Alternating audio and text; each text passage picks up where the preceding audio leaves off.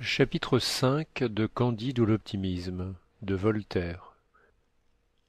Tempête, naufrage, tremblement de terre et ce qui advint du docteur Pangloss, de Candide et de l'anabaptiste Jacques. La moitié des passagers affaiblis, expirant de ces angoisses inconcevables que le roulis d'un vaisseau porte dans les nerfs et dans toutes les humeurs du corps, agités en sens contraire, n'avaient pas même la force de s'inquiéter du danger. L'autre moitié jetait des cris et faisait des prières. Les voiles étaient déchirées, les mâts brisés, le vaisseau entr'ouvert. Travailler qui pouvait. Personne ne s'entendait, personne ne commandait. L'anabaptiste aidait un peu à la manœuvre. Il était sur le tillac. Un matelot furieux le frappe rudement et l'étend sur les planches. Mais du coup qu'il lui donna, il eut lui-même une si violente secousse qu'il tomba hors du vaisseau, la tête la première. Il restait suspendu et accroché à une partie de mât rompu. Le bon Jacques court à son secours, l'aide à remonter, et de l'effort qu'il fait, il est précipité dans la mer à la vue du matelot, qui le laissa périr sans daigner seulement le regarder. Candide approche, voit son bienfaiteur qui reparaît un moment et qui est englouti pour jamais. Il veut se jeter après lui dans la mer.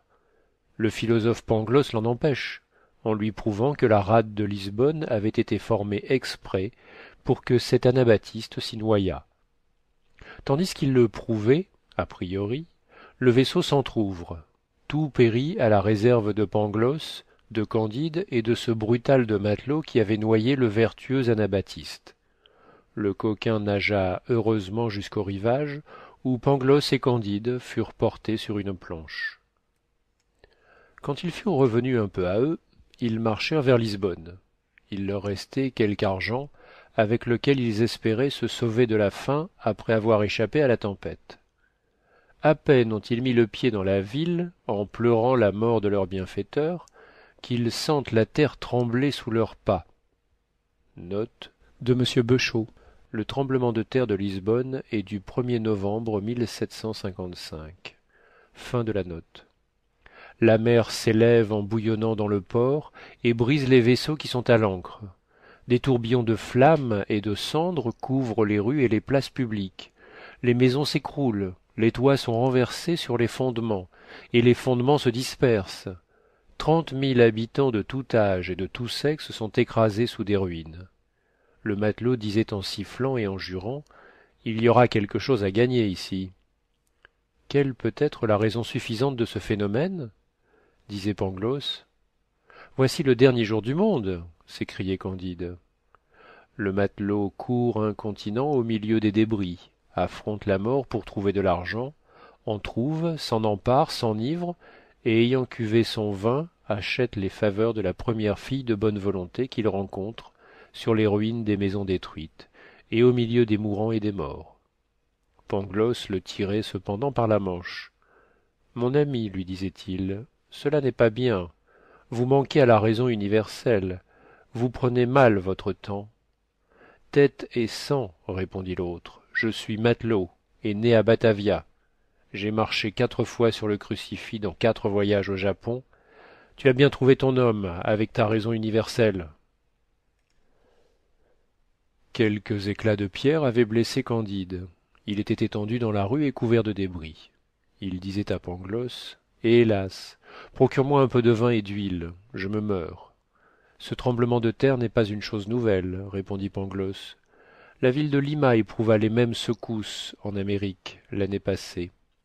Même cause, mêmes effets. Il y a certainement une traînée de soufre sous terre depuis Lima jusqu'à Lisbonne. Rien n'est plus probable, dit Candide, mais pour Dieu, un peu d'huile et de vin. Comment probable? Répliqua le philosophe. Je soutiens que la chose est démontrée. Candide perdit connaissance, et Pangloss lui apporta un peu d'eau d'une fontaine voisine.